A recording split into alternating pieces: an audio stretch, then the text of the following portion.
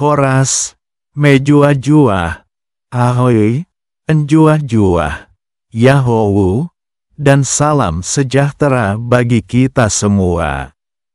Bapak Ibu, saudara-saudari yang dikasihi Tuhan kita, Yesus Kristus, puji syukur kita panjatkan kepada Tuhan, atas berkat dan anugerah-Nya yang menyertai dan mempersatukan kita dalam persekutuan iman Kristen.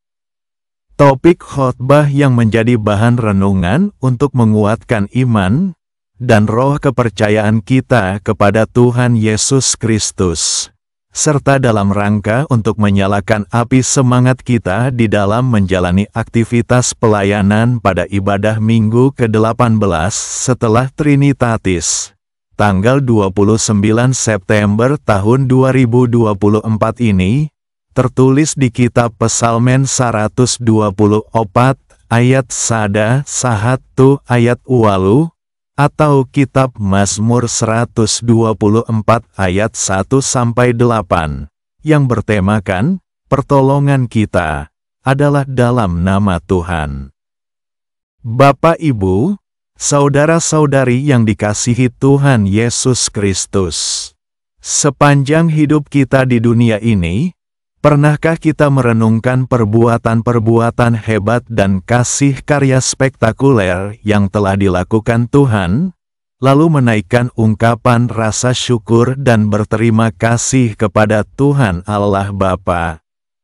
Memang di dalam menjalani berbagai aktivitas hidup, kita pun tak luput mendapatkan masalah atau pergumulan, baik itu fisik, emosional, ataupun spiritual.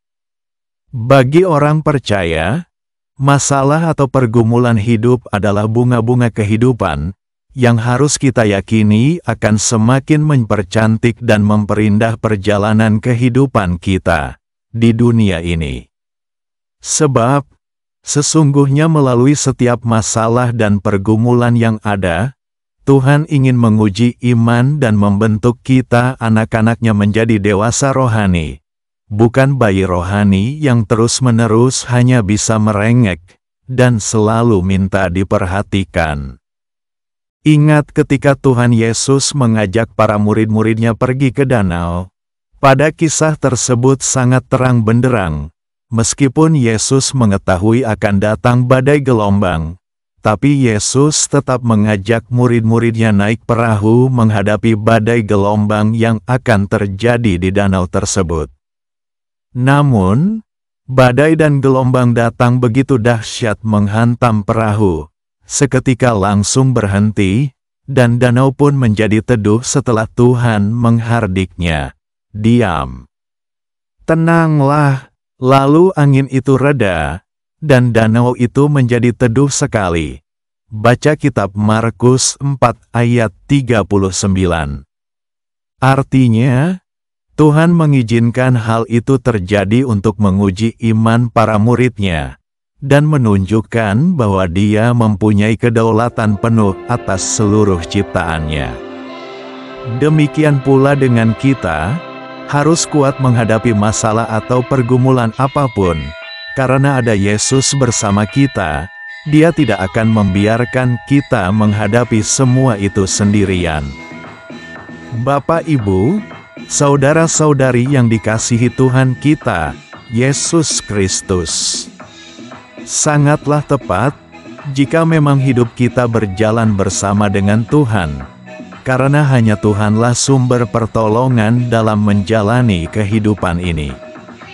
Jika hidup manusia tidak bersama dengan Tuhan, maka masalah atau pergumulan yang ada, bukanlah menjadi bunga-bunga kehidupan yang mempercantik, melainkan akan menjadi racun yang mematikan untuk kehidupan manusia. Tuhan ada bagi setiap manusia yang datang kepadanya, karena tangan Tuhan tidak terlambat datang untuk menolong setiap umat kepunyaannya. Kalau kita baca dan cermati kembali nats khotbah Mazmur 124 ayat 1-8 ini, secara kontras menunjukkan kekuatan dan kuasa Allah yang tidak terbatas ketika diperhadapkan dengan keterbatasan dan kelemahan manusia. Pemaknaan arti pertolongan kita di dalam nama Tuhan sangat jelas dan tegas menunjukkan pengakuan bahwa hanya Tuhanlah satu-satunya sumber pertolongan dan kekuatan, karena Dialah yang empunya kuasa yang tak terbatas. Dengan kiasan yang dilukiskan bahaya maut mengancam orang-orang Yahudi, baca ayat 2 dan ayat 7, dan jika seandainya Tuhan tidak menolong mereka, baca ayat 1 dan ayat 8. Karena atas adanya pertolongan yang dialami itu, bangsa Israel pun diajak bersyukur dan menyatakan kepercayaannya kepada Tuhan. Baca ayat 6 dan ayat 8. Bapak, Ibu, dan saudara-saudari yang dikasihi Yesus Kristus, Mazmur ini dituliskan kemungkinan berasal dari periode sesudah pembuangan. Artinya Mazmur ini adalah bentuk ungkapan iman dari bangsa tersebut yang benar-benar menyadari bahwa kehadiran dan pertolongan Tuhan adalah satu-satunya cara untuk membawa mereka keluar dari masalah dan penderitaan. Dalam kehidupan yang kita jalani sehari-hari, tak luput dari bahaya dan ancaman yang datang silih berganti. Namun Tuhan yang menjadikan langit dan bumi mampu membendungnya jika kita minta pertolongannya dengan rendah hati. Tuhan selalu memihak kepada orang-orang yang mengasihi dan mencintainya, meluputkan mereka dan menjadi penolong buat mereka.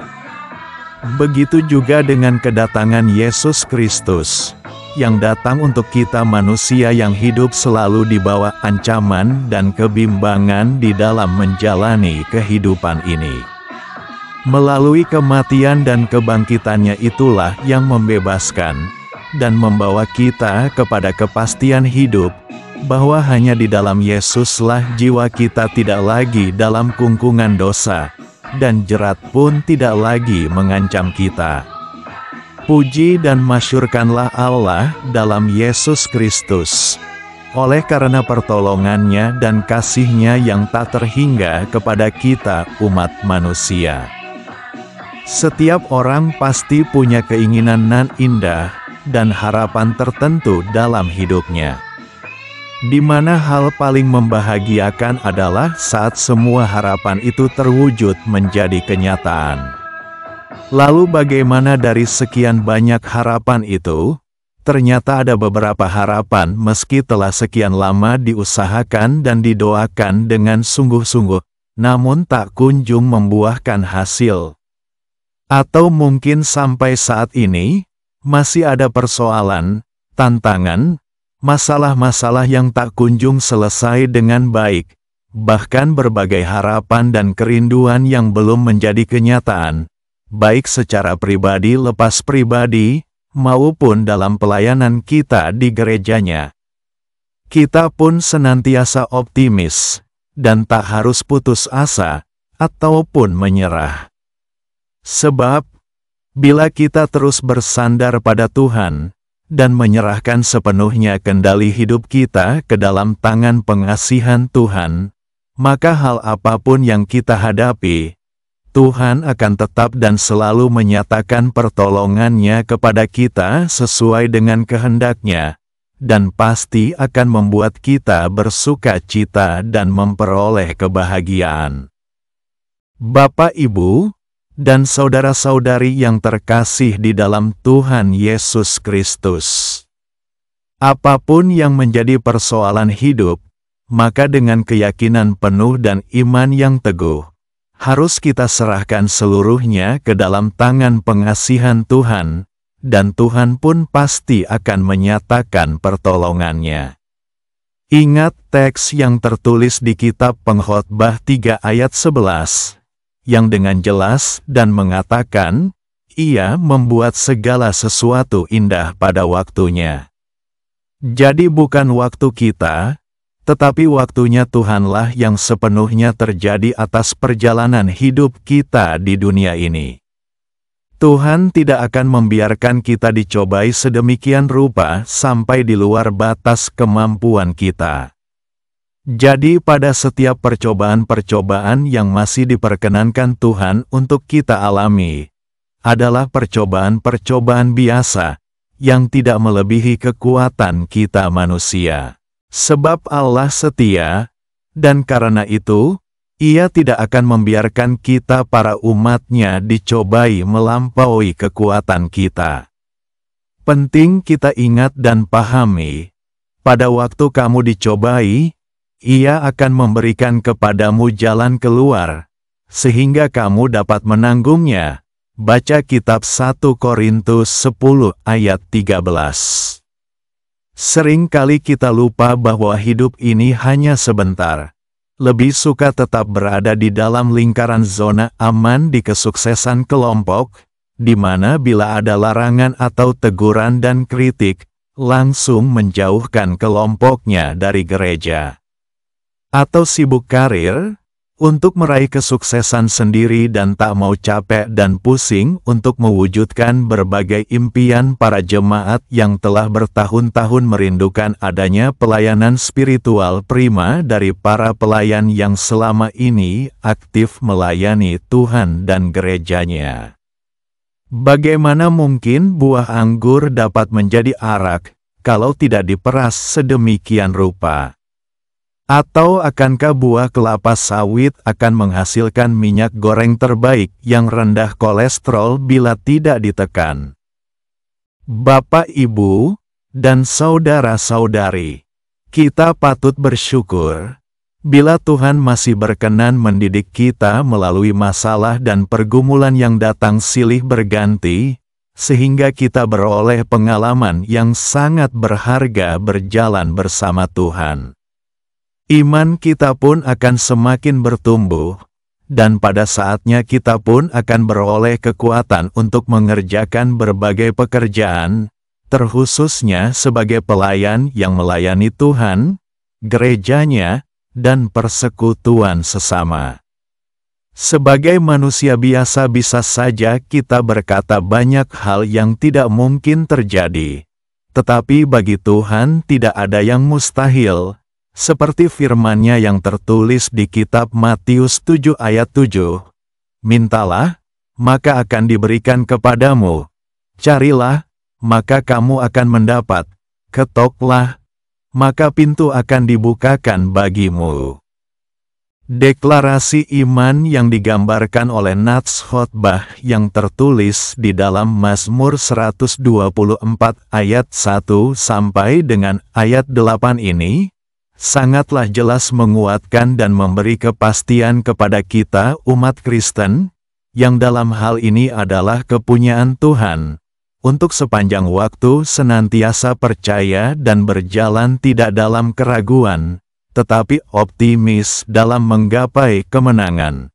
Karena sumber pertolongan kita hanyalah di dalam nama Tuhan. Semoga semua doa-doa dan kerinduan kita akan terwujud indah pada waktunya, karena pertolongan Tuhan Allah Bapa tidak terlambat datang. Demikian firman Allah yang menjadi bahan buat renungan ibadah Minggu tanggal 29 September tahun 2024. Shalom, Mejuah-juah, Ahoy, Yahou, Enjuah-juah, dan Horas Hubata Haganupan. Salam dari Hasudungan Silaen di Kota Medan, Provinsi Sumatera Utara. Terima kasih, dan sampai jumpa.